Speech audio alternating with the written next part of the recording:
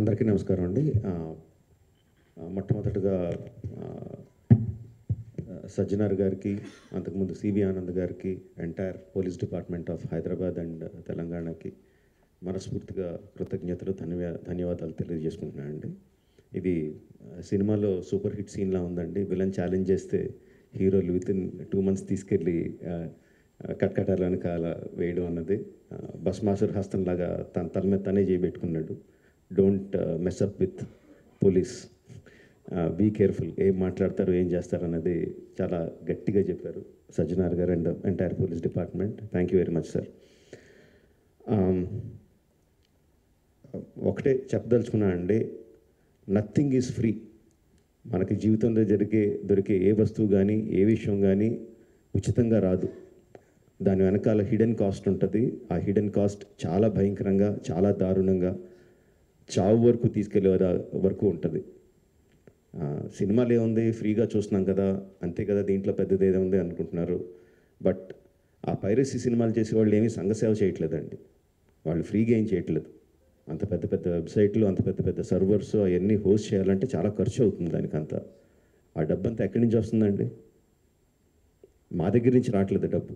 మా cinema piracy చేయబడుతుంది, దాని ద్వారా నష్టపోతున్నాం తప్ప మేమేం వాళ్ళకి డబ్బులు ఇవ్వట్లేదు. సో డబ్బు ఎవరు ఇస్తున్నారు వాళ్ళకి? అదంతా రన్ చేయడానికి మీరే ఇస్తున్నారు. మీ పర్సనల్ డేటా అమ్మడం ద్వారా ఇస్తున్నారు. సో ఈ పర్సనల్ డేటా అన్నది చాలామందికి తెలియకపోవచ్చు, చాలామందికి తెలియచ్చు, చాలామందికి తెలియకపోవచ్చు.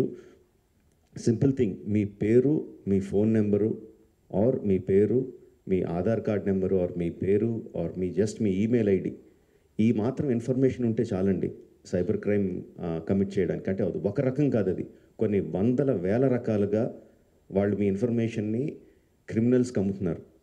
మీ దగ్గర నుంచి మీరు తీసుకోవడానికి జస్ట్ మీ పేరు, ఫోన్ నెంబర్ ఎంటర్ చేస్తే సరిపోద్ది అనుకుంటున్నారు. బట్ ఆ ఇన్ఫర్మేషన్ని వాళ్ళు క్రిమినల్స్కి అమ్ముతున్నారు. ఆ క్రిమినల్స్ చేసే సైబర్ క్రైమ్స్ దాని మూలంగా ఎఫెక్ట్ అయినాయి.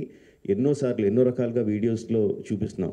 జస్ట్ డబ్బులు పోవడం కాదు, ప్రాణాలు పోయే వరకు వెళ్తుంది.